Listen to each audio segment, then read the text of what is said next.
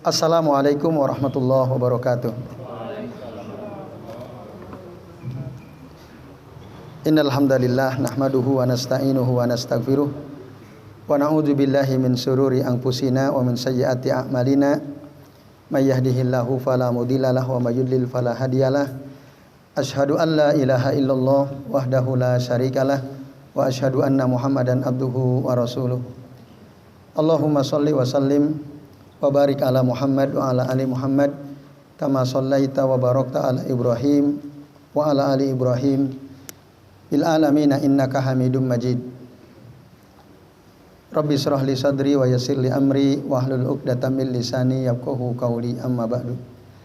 Bapak-bapak dan ikhwas sekalian, rahimani wa rahimakumullah. Alhamdulillah, meskipun hujan ya, pada malam ini kita bisa berjumpa kembali untuk melanjutkan bagian akhir ya pembahasan kitab Raf'ul Malam Anil A'immatil A'lam karya Syekhul Islam Ibnu Taimiyah rahimahullah. Dan insyaallah pada kesempatan malam ini kita sudah sampai di penghujung ya pembahasan. Walaupun mungkin bisa satu atau dua kali ya pertemuan. Bisa jadi satu kali lagi, bisa jadi dua kali lagi ya. Nah, mudah-mudahan pada malam ini kita bisa tuntas membahas tentang jawaban yang ke-10 berkaitan dengan kritik ya orang yang berpandangan bahwa tidakkah lebih baik jika hadis-hadis yang berisi ancaman atau laknat itu hanya pada perkara yang disepakati saja, itu bukan perkara yang diperselisihkan. Alasannya kata mereka seperti yang sudah kita bahas di pertemuan sebelumnya, karena kalau hadis yang berisi ancaman itu terjadi pada perkara yang diperselisihkan, nah sangat mungkin para ulama, para mujtahid terkena ancaman. Karena dia misalnya berfatwa atau berpendapat yang menyelisihi sunnah, dalil yang kuat gitu ya. Nah kan kasihan gitu ya para ulama atau para mujtahid yang pada akhirnya mereka terkena ancaman disebabkan karena pandangan mereka, fatwa mereka yang menyelisihi dalil yang kuat ya. Nah, oleh karenanya udah disepakati saja kalau ada hadis yang isinya ancaman atau laknat, semua sepakat gitu. Nah itu sesuatu yang tidak mungkin ya. Jawabannya sudah disebutkan 9 sebelumnya dan tinggal 3 jawaban yang Syekhul Islam Ibnu Taimiyah panjang lebar ya dalam menjelaskan masalah ini. Tapi nanti kami akan sampaikan secara ringkas saja karena ada ulama yang meringkas ya pembahasan bagian-bagian terakhir ini ya. Karena kalau kita semua ini panjang ini ya, bisa mungkin 1 jam ya. Nanti insya Allah kami akan sampaikan ringkasannya. Ya baik. Jawaban yang ke-10 ya al-ashir, annahu in kana ibqa'u hadhihi al-ahadits ala muqtadayatiha mustalziman lidukhuli ba'dil mujtahidina tahtal wa'id ya. Jadi kalau tetapnya hadis-hadis ini maksud hadis-hadis yang isinya ada ancaman ya.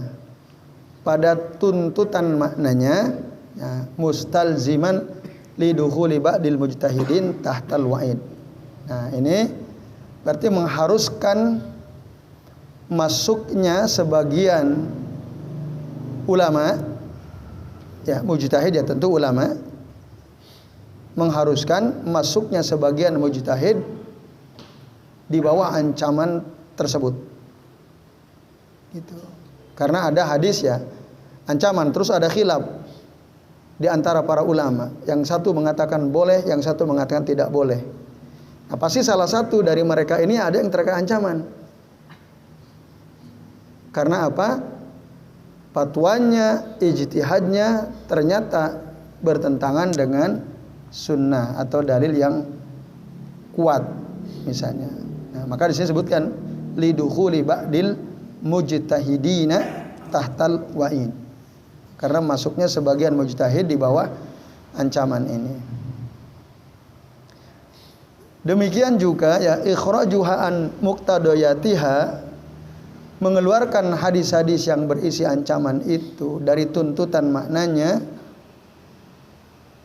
sama juga ya mustalzimun lidukhuli ba'dil mujtahidina tahtal wa'id. Sama juga sih sebenarnya. Jadi masuknya sebagian mujtahid di bawah ancaman tersebut. Nah, ini. Wa idza kana laziman ala takdirain baqiyal hadisu saliman anil mu'aridi fayajibu al amalu bihi. Nah, jika ya yang demikian ini harus laziman ala takdirain ya. Maksudnya jika dua kemungkinan ini harus terjadi, ditetapkan atau dikeluarkan tadi ya, itu yang maksud takdirain. Maka baqiya al hadisu, nah hadis itu saliman anil mu'arid, tetap bebas atau selamat dari pertentangan. Fayajibu al amalu bihi, maka wajib mengamalkan hadis tersebut. Nah, penjelasannya gimana? Lalu saya menjelaskan. Misalnya di sini disebutkan banyak para ulama yang menegaskan bahwa orang yang melakukan suatu perbuatan yang diperselisihkan di dalamnya itu mal'un, dia tetap terlaknat. Ya. Jadi banyak ulama menegaskan bahwa pelaku suatu perbuatan yang diperselisihkan itu adalah mal'un, terlaknat. Siapa di antara mereka? Abdullah bin Umar, seorang sahabat radhiyallahu anhuma. Beliau pernah ditanya tentang orang yang menikahi seorang wanita agar wanita yang dia nikahi itu bisa halal kembali kepada suami pertama yang sudah mentalak 3. Jadi ada seorang wanita dicerai oleh suaminya. Lalu ada laki-laki lain. Dia sengaja menikahi si wanita ini. Tapi tujuannya hanya untuk supaya si wanita ini halal kembali kepada suami yang telah mentalak 3. Paham maksudnya ya? Walam ta'lam bidzalikal mar'atu wala zawjuha. Dan itu tanpa sepengetahuan dari si perempuan ini dan si suaminya. Dia nggak ngomong bahwa aku nikahi kamu ini agar kamu bisa balik lagi kepada suamimu. Enggak. Inisiatif sendiri. Betul-betul inisiatif sendiri. Mungkin dia merasa iba aja. Mungkin dia dapat curhatan dari suaminya. Bisa temennya kan gitu. Itu. Mas Anin misalnya. Ya dengar bahwa Abu Naufal cerai sama istrinya, udah talak 3 misalnya. Tiap ketemu Mas Anin, Abu Naufal curhat terus. Kalau beliau ini sebenarnya masih cinta sama istrinya, tapi sudah terlanjur ditalak 3, piye ya coranya. Nah, Mas Anin akhirnya ambil inisiatif, wah tak nikahi aja sekalian. Nah, istrinya Abu Naufal, saya mau nikahi agar apa? Agar bisa balik ke Abu Naufal. Dan dengar-dengar katanya juga istrinya Abu Naufal sebenarnya masih rindu kepada Abu Naufal, ingin kembali tapi sudah terlanjur ditalak 3. Akhirnya Mas Anin ngambil inisiatif, udah deh tak nikahi aja. Tujuannya cuma untuk nolong aja. Tapi Mas Anin nggak cerita ke Abu Naufal, nggak cerita juga ke mantan istrinya Abu Naufal. Langsung, ya kamu mau nggak saya nikahi? Kan kamu udah cerai tau sama Abu Naufal? Iya betul mas. Ya udah tak nikahi aja sekalian ya gitu. Ya gampang nanti soal nafkah saya siapkan gitu kata Mas Anin. Loh kamu kan masih bujangan, nggak apa-apa. Walaupun saya bujangan kan itu. Kan Mas Anin masih bujangan toh. Nah, nggak ada masalah karena tujuannya nolong tujuannya. Habis dinikahi 2-3 hari kemudian dicerai oleh Mas Anin. Nah, berarti statusnya udah boleh belum balik ke Abu Naufal? Udah boleh. Tapi nunggu masa iddah atau tidak? Nunggu dulu masa iddah. 3 kali suci atau 3 kali haid ya. Itu tanya Mas Anin. Ya, harusnya kan digauli. Harusnya digauli. Ya karena Mas Anin sudah paham hukumnya, ya kan? Paham kan hukumnya, harus pernah merasakan usailataha wa usailatahu. Digauli oleh Mas Anin. Tapi untuk diceraikan. Nah. Terus Mas Anin bilang ke temannya, bilang tuh ke Abu Naufal, isinya sudah dicerai sama saya kan gitu. Kira-kira Abu Naufal senang atau tidak? Senang kan? Bisa balik ke isinya karena sudah nikah dengan laki-laki lain. Nah, bolehkah perbuatan Mas Anin itu dilakukan? Nah, apa fatwanya Abdullah bin Umar? Faqala hadza sifahun wa laysa binikahin.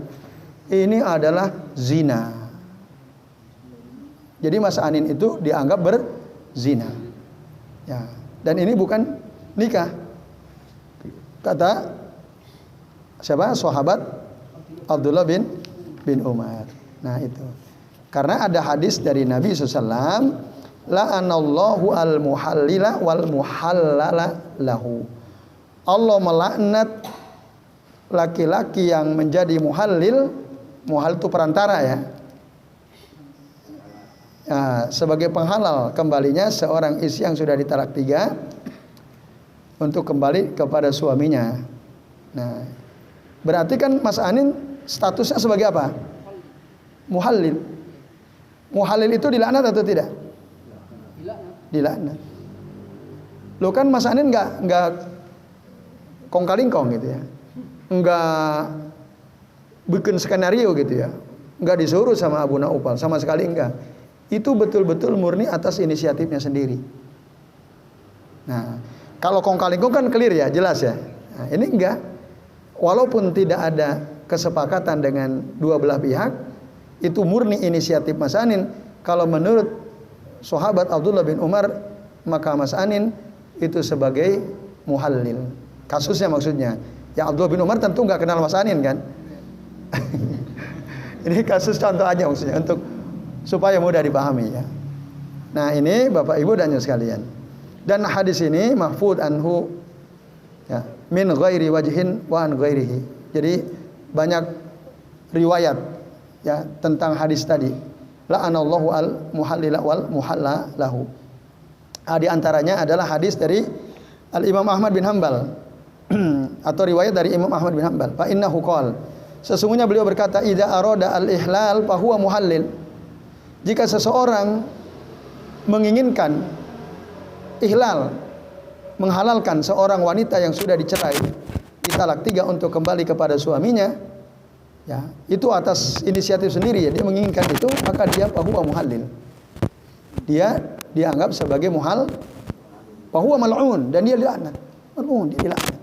Karena la'anallahu al muhallil. Nah, ini kata Al Imam Ahmad. Dan ya, ini juga dinukil an jama'atin minal a'immati ya fi suwar kasirah min suwari al-khilaf. Dinukil dari banyak ulama ya dalam masalah yang banyak. Ya termasuk dalam masalah khamr, riba dan yang selain keduanya. Nah, fa in kanatil la'natu asy-syar'iyyatu wa ghairuha minal wa'id alladzi ja'alam yatanawal illa mahalla al-wifaq ya. Jika laknat dari dalil syariat dan yang lainnya seperti misalnya ancaman yang ada dalam hadis itu tidak terjadi illa mahalla al-wifaq, kecuali pada perkara yang disepakati, maka fayakunu haula qad la'anu man la yajuju la'nahu. Nah, saya ulangi, jika laknat syar'iyah, laknat yang ada berdasarkan dalil syariat atau yang selain laknat misalnya ancaman yang ada dalam hadis itu tidak ya terkena, tidak mencakup kecuali pada perkara yang disepakati ya, kecuali pada perkara disepakati, maka fayakunu haula qad la'anu man la yajuzu laknahu. Mereka telah melaknat orang-orang yang tidak boleh dilaknat sebenarnya. Nah, fa yastahiquna al-wa'id allazi ja'a fi ghairi hadisin mislu qaulihi, maka mereka orang-orang yang melaknat mereka yang tidak pantas dilaknat. Saya ulang ya. Orang-orang yang melaknat mereka yang tidak pantas dilaknat, maka si pelaknat ini berhak mendapatkan ancaman berdasarkan banyak hadis. Di antaranya ada hadis Nabi ya sallallahu alaihi wasallam yang berbunyi la'nu al-muslimi ka qatlihi. Melaknat seorang muslim itu seperti membunuhnya. Hadis akhrajahu al-Bukhari wa Muslim dari Sabit bin Ad-Dhahhak radhiyallahu anhu. Nah, kan tadi ada orang tidak melaknat muhallil, kan gitu. Sementara ada sebagian ulama termasuk Abdullah bin Umar, muhallil itu terlaknat. Muhallil itu terlaknat. Ada khilaf ya. Yang lain mengatakan tidak, yang lain mengatakan terlaknat. Nah, jika hadis tentang la'anallahu al-muhallil ini tadi disepakati gitu ya, itu terjadi pada perkara yang semua orang sepakat, misalnya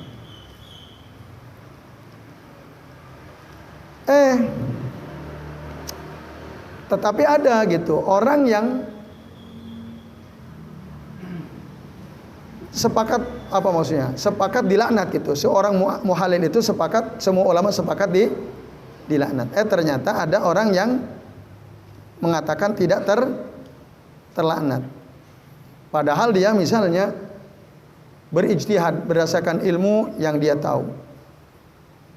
Nah, maka orang yang mengatakan dia itu dilaknat oleh Allah karena dia membolehkan nikah muhallil, dia pun terkena ancaman. Karena apa? Karena dia melaknat seorang muslim. Nah, tahu kan maksudnya kan? Akhirnya nanti begitu jadi susah. Dia pun terkena laknat. Karena apa? La'nul muslimi ka qatlihi. Orang yang melaknat seorang muslim padahal dia tidak pantas dilaknat, berarti dia sama saja seperti membunuh si muslim tadi. Atau dalam hadis Abdullah bin Mas'ud, sibabul muslimi fusukun wa qitaluhu kufrun. Ya, mencela seorang muslim itu kefasikan dan membunuh seorang muslim itu adalah kekufuran. Hadis muttafaqun alaih. Nah, ini Bapak Ibu dan jemaah sekalian. Jadi kasus tadi Abdullah bin Umar ya. Ada seorang laki-laki datang kepada Abdullah bin Umar bertanya tentang orang yang menceraikan istrinya talak tiga, lalu dinikahi oleh saudaranya tanpa disuruh oleh si suami, mantan suaminya. Tujuannya tadi inisiatif untuk supaya halal li akhihi. Hal tahilu lil awwali, apakah boleh nanti si wanita yang sudah dinikahi orang kedua ini kembali kepada suami pertama? Qala la, tidak halal, belum halal. Jadi tadi mohon maaf ya, contoh aja ini.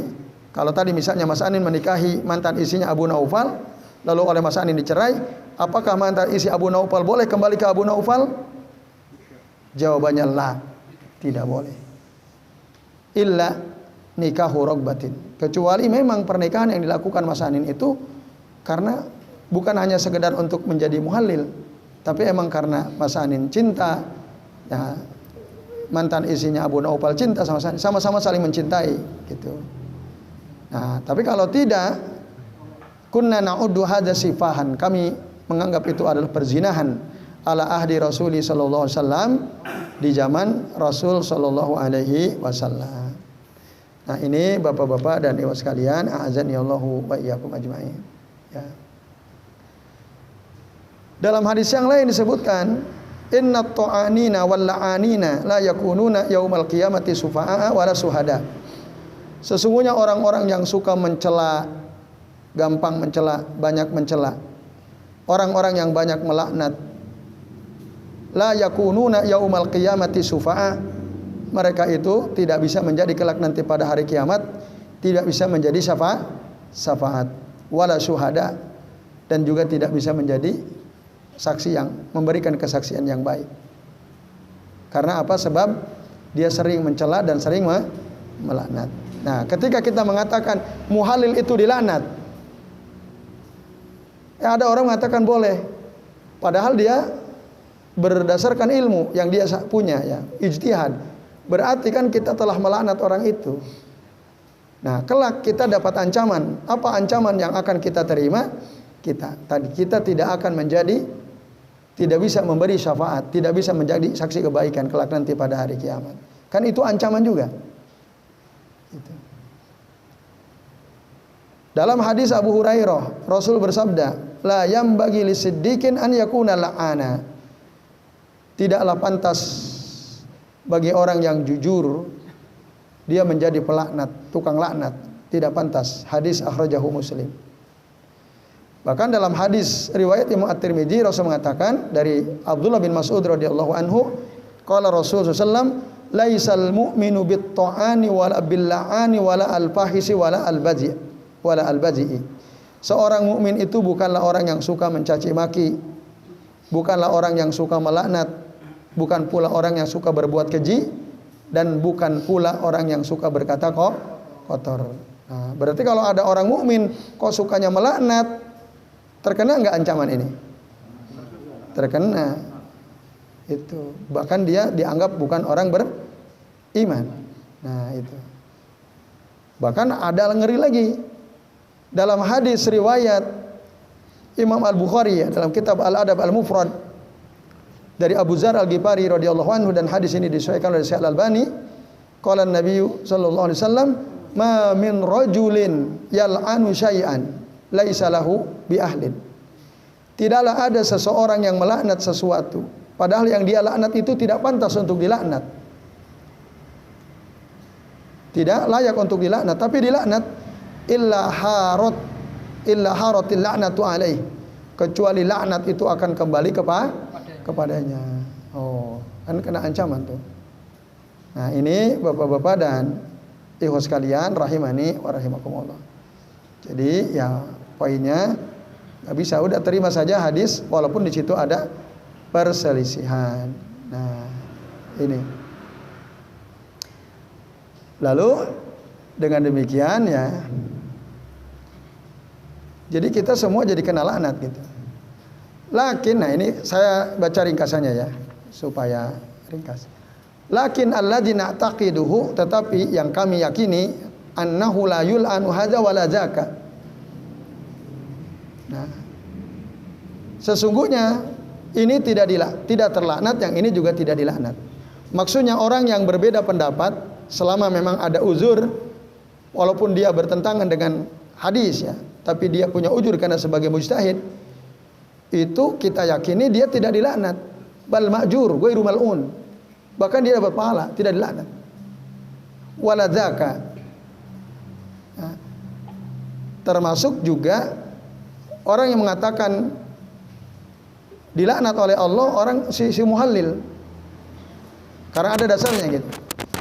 Padahal misalnya bisa jadi yang berkata tidak dilaknat halal jadi muhallil, katakanlah bisa jadi itu benar. Oh, sementara ada orang mengatakan enggak, kamu terlaknat, kamu dilaknat oleh Allah karena kamu menjadi muhallil. Nah, ini juga tidak terlaknat. Kenapa? Karena dia punya dalil kan, la'anallahu al muhallil. Nah, maka la yul'anu hadza wala zaka. Itu Bapak-bapak dan ibu sekalian. Nah, jadi kesimpulannya nih ya, dari sekian panjang ini saya baca dari khulasahnya. Jadi wa anna ad-duhulat tahtal wa'idi masyrut. Seseorang itu masuk dalam ancaman itu ada syaratnya gitu. Bersyarat. Apa itu syaratnya? Bi adamil uzri fil fi'l. Ketika tidak ada uzur saat dia melakukan hal tersebut. Ya, jadi ada orang misalnya berpendapat nikah muhallil itu boleh. Padahal hadis la'anallahu al-muhallil wal muhallalahu udah sampai kepada dia. Pendapat-pendapat yang dia rujuk itu jelas kalah secara kualitas dengan hadis ini. Udah sampai. berarti kan dia sudah tidak punya uzur lagi.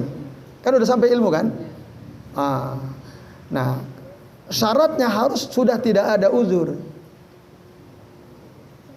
Itu baru tuh kena ancaman, kena laknat.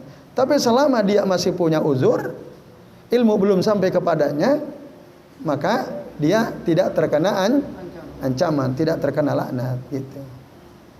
Fa in kana al-mujtahidu ma'zuran fala wa'ida lahu. Jika seorang mujtahid itu dia punya uzur, maka tidak ada ancaman baginya.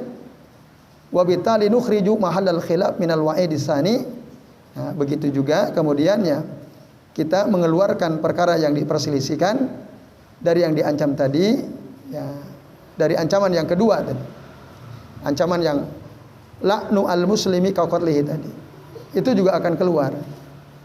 Sebagaimana juga kita mengeluarkan ancaman pertama, yaitu ancaman bagi orang yang mengatakan muhallil itu halal, itu dikeluarkan selama dia ada uzur kan gitu. Nah, pun begitu yang kedua. Nah, ini Bapak-bapak dan ringkasnya itu ya. Dari jawaban yang ke-10 ini. Nah, kemudian bisa langsung di halaman 96 ya. Tadi dari beberapa halaman itu diringkas hanya itu saja ya. Ringkasannya. Nah, sekarang halaman 96.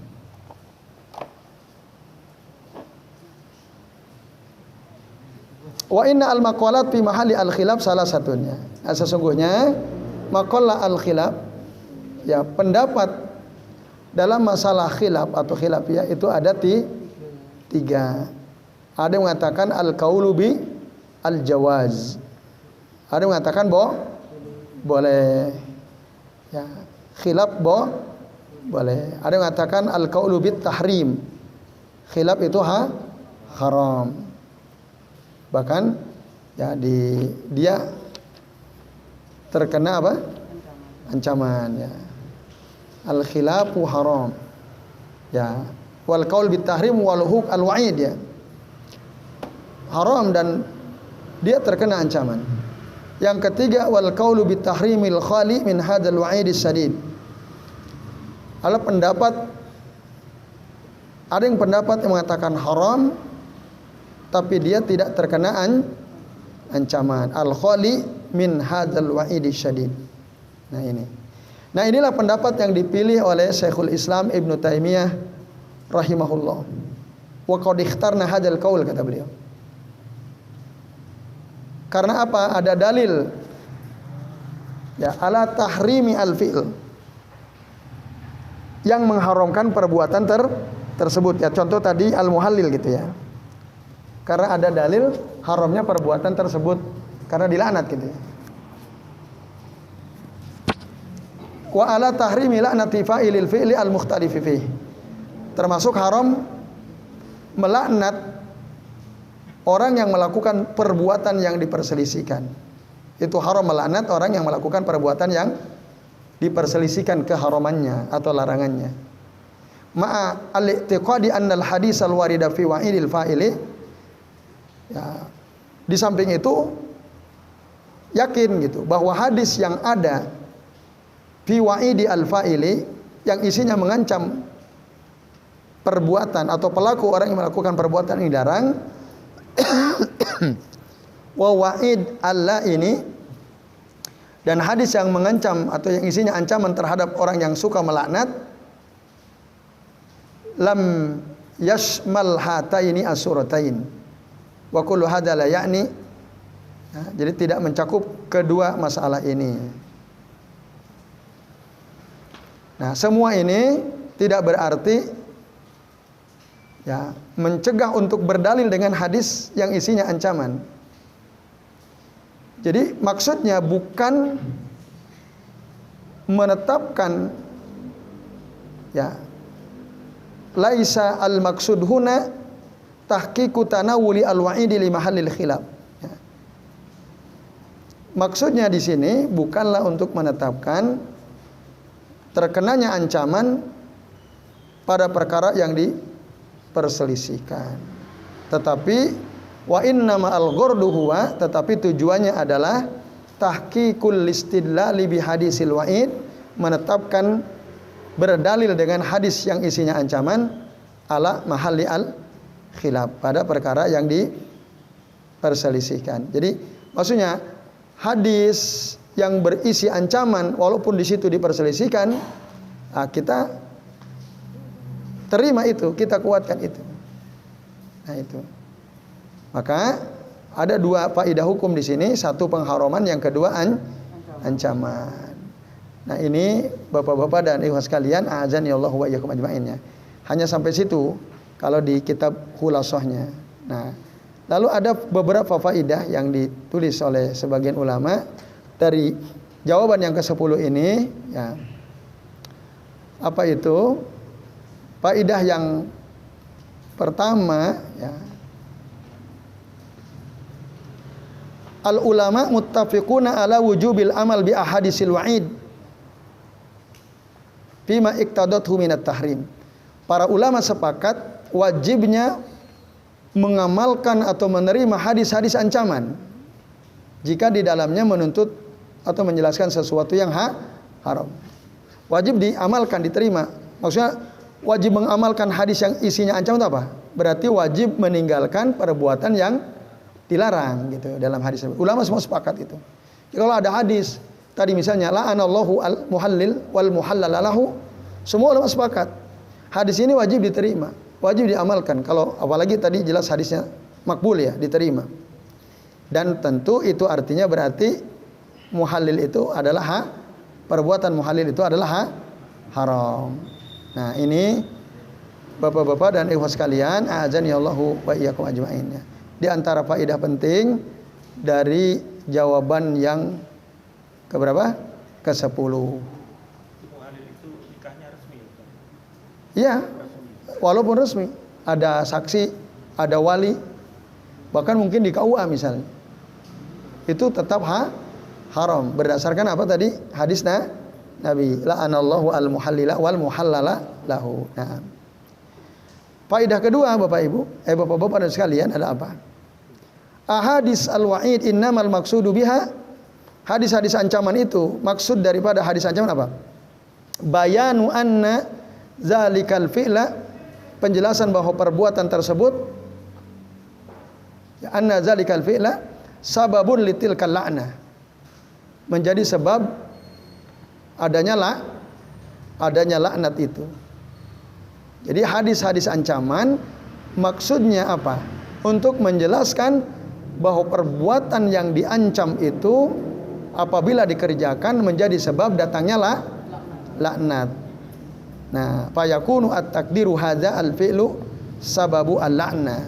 Maka ya, yang dituju itu maksudnya bahwa perbuatan tadi misalnya muhallil itu sebab dia dilaknat. Nah, sebab dia dilaknat.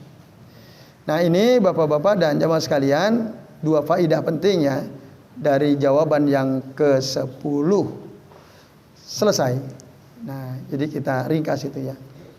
Nah, berarti besok 11 sama 12 mudah-mudahan besok terakhir ya, mudah-mudahan rampung. Ya. Ya, silakan. Muhallil tadi awalnya memang cinta beneran, tapi ternyata di perjalanan tuh terus cerai. Tapi kan tujuan awalnya muhallil itu tidak sekedar supaya nikah balikannya biar sah, itu enggak. Dia memang benar-benar cinta. Itu gimana? Apa tetap dilaknat? Bukan muhallil. Nah, iya, bukan muhallil. Bukan. Kalau gitu memang begitu seharusnya. Begitu seharusnya. Kalau itu enggak apa-apa, enggak masalah. Enggak masalah kalau itu. Nah, itu yang sesuai sunnah gitu. Nah, itu juga tentu berpahala ya, karena nikah mereka betul-betul saling mencintai kan.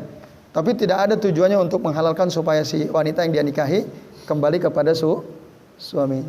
Ah, cuman muhallil itu taunya dari dirinya sendiri. Betul. Niatnya diri sendiri. Iya. Bisa jadi dari dirinya sendiri, inisiatif dirinya sendiri. Bisa jadi atas permintaan si mantan suaminya, bisa jadi. Dua-duanya mungkin terjadi. Nah, dua-duanya jelek. Gitu. Tadi kan yang kita bahas, walaupun tidak ada diskusi, tidak ada musyawarah, nggak ada kesepakatan, pokoknya saya ya karena kasihan lah, saya punya inisiatif sendiri. Karena ini teman saya sendiri, saudara saya sendiri, dia selalu mengeluh gitu ya. Selama dia berpisah sama pasangannya, hidupnya itu jadi goncang, nggak jelas dan seterusnya. Oh, ada deh, kasihan tak nikahi sekalian ini. Nah, itu tujuannya apa tadi? Supaya halal kembalilah lagi. Nah, ini itu yang jelek, yang mal'un itu, terlaknat. Termasuk politik gitu. Gimana itu? Termasuk politik. Gimana ya politik itu maksudnya? Politik akalin. Mempermainkan gitu. Ya, politik dalam pernikahan maksudnya. Termasuk zina. Ya. Iya, sifat tadi. Padahal di sah ya nikahnya. Padahal sah. Sah, syarat-syarat nikah, rukun nikah dipenuhi. Tapi kata Abdullah bin Umar, sifahun. Laisa bi nikahin. Nah, itu karena niatnya dia tetap dianggap zina. Dan itu bukan pernikahan. Jadi, termasuk Imam Ahmad, beliau tadi juga mengatakan demikian ya. Bahwa itu bukanlah pernikahan yang masyru' ya. Tadi ya kata di antaranya juga kata Al-Imam Ahmad bin Hambal rahimahullah. Yaitu Pak Singgi. Wallahu a'lam bishawab. Berarti harus pulang. Umpamanya tadi niatnya seperti itu. Iya. Tahu-tahu kok enak ya, tak teruskan aja. Harus pulang nikah. Iya, karena tujuan awalnya keliru kan? Tujuan awalnya. Niatnya salah, niat awalnya. Kan innamal a'malu bin niat. Yang Allah lihat niatnya. Oh, ternyata akhirnya saat nikah cocok gitu. Yang perempuannya cocok, yang lakinya cocok. Wah, kita memang sejoli ini, dua sejoli ini. Romantis gitu kan, saling paham dan seterusnya. Akhirnya dirubah, udah deh ini tak pertahankan. Kan gitu. Nah, karena dari awal dia salah niat, iya kan? Berarti dia harus mengulang. Ya, nikah lagi. Ya. Nah, tinggal terangin aja. Karena dulu tujuannya begini, niatnya begini gitu. Karena kita merujuk kepada hadis Abdullah bin Umar. Itu sifah laisa binikah. Jadi tidak sah pernikahannya. Ya itu, Pak. Pak Uji, ya silakan. Kalau ini terbalik, Ustaz. Saya ini hadis benar atau salah gitu. Ya. Katanya kalau suami istri bisa. Ini laki-laki dan perempuannya ini sampai lama gitu. Enggak nikah, laki enggak nikah. Ini talak berapa? Talak berapa? Talak 1, 2, 3. Intinya tuh begini. Jadi kalau lama enggak sama-sama nikah lagi, Iya. jadi kalau mau balik boleh. Tapi masa idahnya udah selesai. Itu udah Terlewat. lebih dari 10 tahun. Iya. Ya, mohon maaf ya. Banyak kan yang kayak begitu ya. Saya nggak jadi deh, mau saya sebut contoh nggak jadi ya. Ya intinya suami istri cerai, baru talak 1 kan? Talak 1. Istrinya nggak nikah lagi, suaminya nggak nikah lagi kan? Sudah sampai 10 tahun. Mereka boleh nggak balik lagi? Baru talak 1 loh. Boleh, tapi harus akad baru lagi. Karena masa idahnya udah lewat. Nah, itu beratnya kalau talak 3. Kalau baru talak 1, meskipun udah cerai 10 tahun, 15 tahun, masing-masing belum menikah, udah nikah apa belum nikah nggak masalah itu. Iya kan? Kalau baru talak 1, balik lagi boleh, tapi dengan akad yang baru, akad nikah yang baru gitu. Tapi kalau sudah talak 3, jatuh talak 3, aku cerai kamu, baru pertama cerai tapi talak 3 langsung, boleh nggak? Bisa nggak? Bisa. Memang dia niat langsung talak bain. Ternyata sudah 10 tahun masih terkenang masa-masa mereka bersama gitu ya. Muncul kerinduan ingin balik. Suatu ketika ketemu di suatu tempat, yulah balik lagi, kamu nggak nikah lagi toh, aku nggak nikah lagi, yuk kita balik. Misalkan gitu. Padahal sudah talak boleh nggak balik lagi? Tidak boleh. Dalam kehidupan banyak yang pelanggaran begitu ya. Nah, Karena realita kehidupannya banyak banget yang begitu. bisa jadi Allah alam. Nah, misalkan karena jaraknya terlalu jauh, nggak masalah batin lah itu. Ya, Berarti kan dari masa idahnya juga udah selesai nih. udah cerai. Belum cerai, cuman dia logistan gitu. Jadi hubungannya jauh karena satu di Jakarta, satu di mana lah, Jawa Timur, nggak pernah ketemu. Tapi komunikasi ada. Ya ada, teman nggak kasih nafkah, batin kan. Itu kan berarti masa idahnya udah selesai. Ya, kalau di sigotalik memang 4 bulan dibiarkan itu otomatis terjadi perceraian ya. Iya, kalau suaminya tidak peduli sama isinya, tidak dinafkahi lahir batin kan gitu. Bertahun-tahun, meskipun mungkin belum ada kata cerai kan. Tapi kalau di sigotalik buku nikah itu kan 4 bulan ya, selama 4 bulan tidak dinafkahi. Lahirnya tetap, cuman batinnya enggak karena. Oh, kalau lahirnya tetap dikirim uang misalnya, ya Batinnya, itu ya kalau gitu tetap sah pernikahan. Kan nafkahnya dinafkahi tetap. Nah, soal nafkah batin tidak dinafkahi, mungkin mereka punya cara lain kan? Mungkin video callan atau apa kan? Bisa aja kan? Supaya memuaskan secara batin. Mungkin saja dilakukan. Kalau nggak dikasih nafkah lahir batin kan selama misalnya 1 tahun, tapi istrinya ridho, gimana kan? Tidak dikasih nafkah lahir batin. Ya. Sedangkan istri ridho. Ya kalau ridho berarti aman. Nah, karena paham. itu aman ya. Ya isinya paham kondisi suaminya kan. Komunikasi tetap jalan kan. Tapi maaf loh, dek aku nggak bisa ngirim uang karena di sini kehidupan susah dan seterusnya. Ya udah mas, nggak apa-apa. Aku tunggu kepulangan, bukan itu. Kan ridho berarti kan.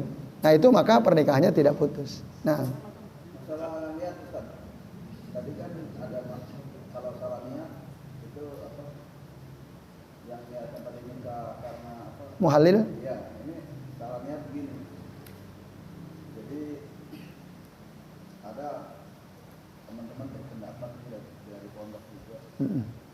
Jadi karena kasihan sama anak-anaknya, si laki-laki ini sebenarnya nggak suka balik, cuman karena terdorong demi anak-anak supaya dia balik. Jadi dia rela mengorbankan dirinya, nggak apa-apa kan dalam negara. Mengorbankan perasaan dirinya. Iya, iya. Menekan perasaan dirinya si laki-laki. Nggak apa-apa lah, aku nggak bahagia sama dia, punya anak-anak, bisa balik. Ya. Nah itu kalau lihat begitu gimana tuh?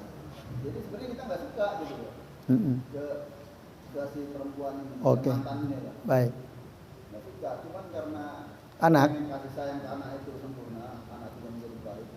Jadi niatnya begitu. Itu niat kayak gitu bener apa enggak ya? Nah.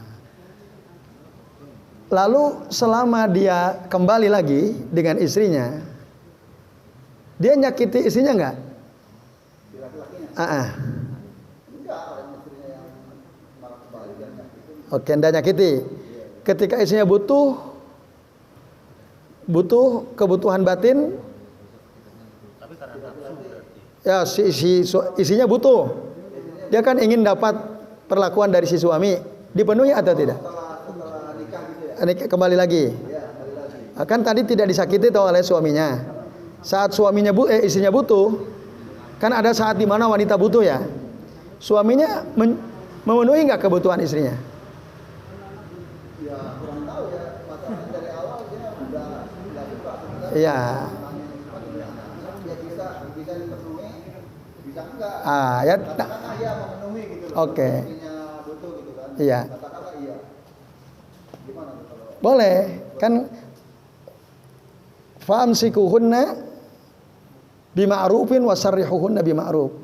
Pertahankan mereka dengan cara yang baik atau lepaskan mereka dengan cara yang baik. Ya. Ternyata tuh laki-laki ini niatnya ya karena udah menjadi istri lagi, walaupun dia nggak suka karakternya, ya dia penuhi karena dia gentle gitu. Iya, enggak masalah. Bantu. Iya. Lahir batin, tapi dia mengorbankan Perasaan menekan perasaan sendiri. dirinya, Ya. menekan dirinya lah. Yang penting demi anak-anak. Itu nggak ada masalah, la haraj, tidak ada masalah. Yang penting tadi tidak menyakiti istrinya. Tapi Gitu. nggak cinta loh, Ustaz. Tapi Iya. kecintaannya itu termasuk melaknat Oh, itu. halil. Enggak dong. Apakah cinta itu menjadi syarat sahnya pernikahan? Tidak. Cinta itu tidak menjadi syarat sahnya pernikahan. Nah, yang Agama pun berarti itu halal. halal. Walaupun nggak cinta. Gitu. Walaupun tidak cinta, selama tidak saling menyakiti ya. Ya gitu. Dari pihak laki-laki kan dia sudah begitu yakin ini dia suruh dibimbing tentang alaknya udah kaki mati lah. Iya. Cuma karena anak-anak aja gitu. Iya. Jadi dia mengorbankan dirinya nggak apa-apa lah, kalau dia yang penting anak-anak baik gitu loh, ada ibu bapaknya bersatu kan. Ya, laki-laki seperti itu.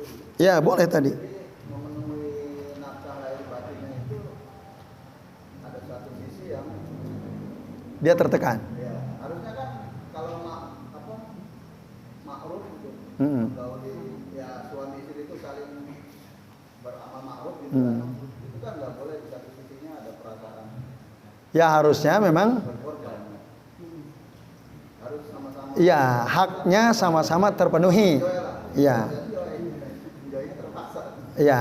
Nah sebenarnya kalau bagi laki-laki gampang. Kalau begitu keadaannya kan, mempertahankan anak, dia tinggal nikah lagi aja kan? Bisa nggak nikah lagi? Gampang, tinggal nikah lagi dia.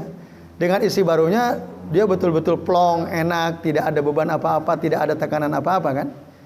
Tapi dengan istri yang punya anak, tetap dia jalani. Kebutuhan isinya dia penuhi, itu tidak ada masalah. Gampang kalau laki-laki sebenarnya. Halal dong. Maksudnya pernikahan yang pertama Halal. pernikahan tanpa dilandasi rasa cinta atau segala macam. Iya, tadi pertanyaannya apakah cinta syarat sahnya pernikahan? Yang selesai udah. Halal, iya, titik halal. Sah. Iya, kalau si laki-lakinya pinter, dia kan merasa tertekan, walaupun dia berusaha memenuhi kebutuhan istrinya kan, lahir batin. Tapi dia nggak plong kan, tertekan karena karakternya jelek, suruh sholat susah dan seterusnya kan gitu. Udah disuruh sih sebenarnya. Ya udah, tinggal dia cari isi baru. Nggak ditinggal, di poligami. Jadi dia nggak perlu izin sama Nggak perlu. Poligami tidak perlu izin istri pertama kedua. Ya itu. Wallahu a'lam bishawab. Ya baik bapak-bapak dan jawab sekalian. Ya, gitu ya. Tinggal poligami kan gitu. Ya terakhir ya silakan. Potong. Kasihan jauh-jauh ini. Ya kaitannya dengan laknat tadi itu bukan pernikahan. Jadi ini di suatu kelompok itu mereka meyakini apa yang mereka lakukan itu benar gitu. Tiba-tiba ada ulama yang jauh tempat yang lain melihat wah itu nggak benar gitu kan. Iya. Sehingga itulah kata-kata dari si ulama yang jauh itu yang macam ijtihad kan. Itu dianggap sebagai suatu celaan atau laknat terhadap mereka kelompok tadi yang lakukan gitu. Iya. Suatu waktu ada kesempatan dari kelompok ini melaknat kembali ulama yang dulu pernah melaknat dengan dalih sebagai balas dendam atau kisos lah, celah itu Apa sebab si ulama tadi yang jauh itu dilaknat oleh si kelompok ini?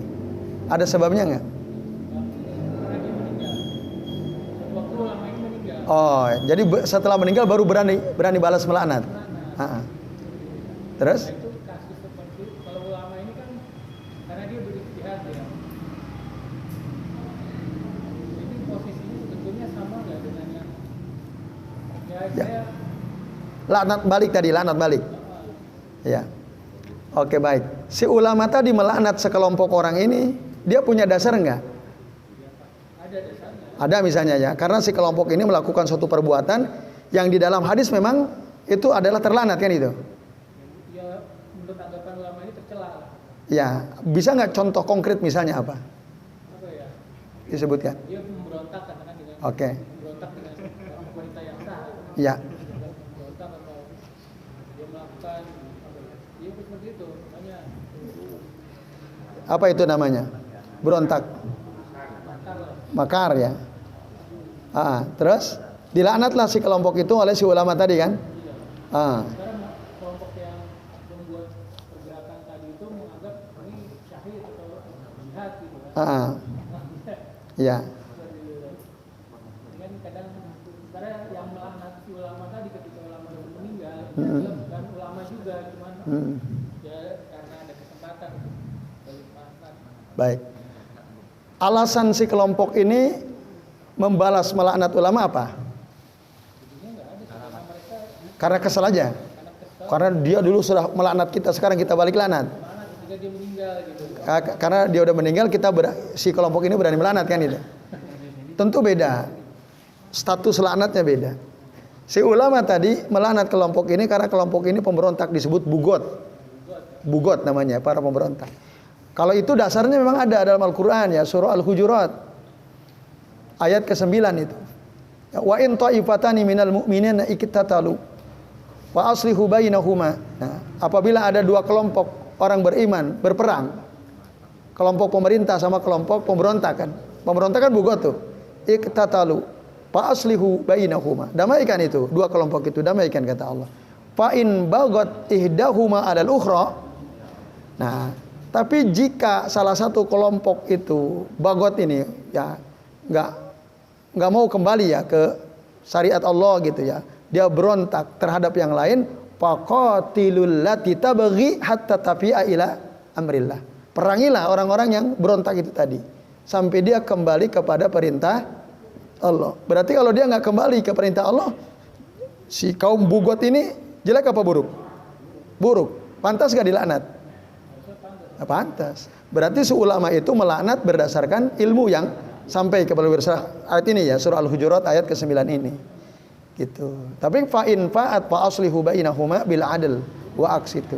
Kalau si pemberontak ini akhirnya dia kembali ya ke syariat Allah, maka damaikan keduanya dengan cara adil. Berbuat adillah kalian, innallaha yuhibbul muqsitin. Sesungguhnya Allah mencintai orang-orang yang berbuat adil. Nah, itu si ulama tadi melaknat si kelompok pemberontak bugot ini, dia punya dasar kan? Apakah dia termasuk laknu al-muslimi kakotlihi? Tidak, tidak terkena dia karena dia punya dasar. Gitu kan. Nah, karena dia punya hak. Maksudnya ada hak kan tadi. Ma min rajulin yal'anu syai'an laisa lahu bi ahlin illa harati al-la'natu alaih. Tidaklah ada seseorang yang melaknat sesuatu yang dia laknat itu tak layak dilaknat, maka laknat itu akan kembali kepada dirinya. Si ulama tadi melaknat si kelompok pemberontak bugot ini, dia memang berhak dilaknat kan, karena jadi bugot. Tapi si bugot ini balik melaknat ulama, padahal laisa bi ahlin, dia tidak pantas dilaknat, maka laknat itu kembali pada diri mereka ini, kelompok bugot ini. Nah, itu tadi berdasarkan hadis riwayat Imam Al-Bukhari dalam kitab Al-Adab Al-Mufrad. Jadi status laknatnya beda. Kalau si ulama melaknat pemberontak ini benar karena ada hak, dia berhak dilaknat sebagai bugot. Sementara kaum bugot ini dia tidak berhak melaknat ulama, baik masih hidup maupun sudah kalau hanya sekedar untuk balas dendam kan. Nah, kecuali ada hak, misalnya si ulama melakukan apa yang itu dilarang oleh agama. Nah, itu berarti boleh. Asal jelas kan ada alasannya. Secara syar'i maksudnya. Ya itu. Meskipun kelompok tadi menganggap apa yang mereka lakukan ya enggak. Kalau ayat tadi kan pemerintahnya sama-sama beriman. Ada penilaian yang mungkin berbeda gitu dari sisi ulama melihat pemerintahnya itu melakukan secara umum lah muslim. Ya. Tapi dari sisi Batak ini mengatakan pemerintahnya ini bukan pemerintah muslim, kufur. Walaupun agamanya ini sama-sama punya dalil kan. iya. Akhirnya yang satu bersehat dia mengatakan seperti itu gitu. Walaupun kan kalau tadi pengertiannya ya katakan kalau ulamanya itu istiadat ternyata salah. Iya. Dia kan tetap berpahala. Iya. Tapi apakah kemudian pantas untuk dilaknat? Si ulama tadi pantas dilaknat atau tidak? Kalau tidak itu kan pertanyaan yang kaitan dengan Iya. Jawab, ya. Kasusnya jelas tadi kan. Tentu kita tidak punya alasan untuk melaknat si ulama tadi karena dia berijtihad kan. Andai kata dia keliru karena dia misalnya di antara dasar ijtihad dia surah Al-Hujurat ayat 9 tadi kan. Kan dia punya dasar. Andai kata memang itu dalilnya kan. Lalu wah ini jelek tuh mereka ini. Nah, mereka itu perbuatannya terlaknat misalnya ya. Dia tidak berhak kita laknat walaupun misalnya yang dilaknat dia punya dalil lain kan gitu. Yang si kelompok bugot ini misalnya punya perspektif yang beda dengan si ulama tadi. Nah, kita orang lain ya tidak berhak melaknat si ulama tadi karena apa? Karena dia punya dasar, dia punya dalil. Melaknat kaum bugot itu kan ada dasarnya. Jadi melaknat ulama tanpa Dasar. Nah, itu mal'un, itu terlaknat. Kan tadi harati al-laknatu. itu alasannya karena pengen balas dendam. Itu. Nah, itu yang Kisos dalam laknat itu kan nah, itu yang betul-betul terlanat yang kayak begitu. Nah, ini tadi dalilnya penting ini ya. Ini saya kira juga jarang mungkin kita dengar ya. Ma min rajulin yal'anu syai'an laisa lahu bi ahlin illa harati al-laknatu alaihi. Tidaklah ada seseorang yang melaknat sesuatu padahal sesuatu yang dia laknat itu tidak layak dilaknat, maka laknat itu akan kembali pada dirinya. Berarti laknat si kelompok bugot ini ketika dia melaknat ulama, laknatnya kembali kepada mereka. Karena si ulama tadi tidak punya alasan untuk dilaknat. Yaitu Allahu a'lam bishawab. Nah, itu hadis tadi sahih ya, sebutkan oleh Al-Imam Al-Bukhari dalam kitab Al-Adab Al-Mufrad dan disahihkan oleh Syekh Al-Albani rahimahullah. Yaitu Allahu a'lam bishawab. Ya, baik Bapak-bapak dan nyawa sekalian, kita cukupkan sampai di sini. Ini jam 10 kurang 5 menit. Terima kasih atas perhatiannya. Mudah-mudahan pekan depan bisa selesai. Kalau enggak ya tinggal 2 kali berarti. Kita akhiri kajian kita malam ini dengan doa kafaratul majlis. Subhanakallahumma wa bihamdika asyhadu an la ilaha illa anta astaghfiruka wa atubu ilaik. Wa sallallahu ala Muhammadin wa ala alihi wa sahbihi wa baraka wa sallama alaihim ajmain. Billahi taufiq wal hidayah. Wassalamualaikum warahmatullahi wabarakatuh.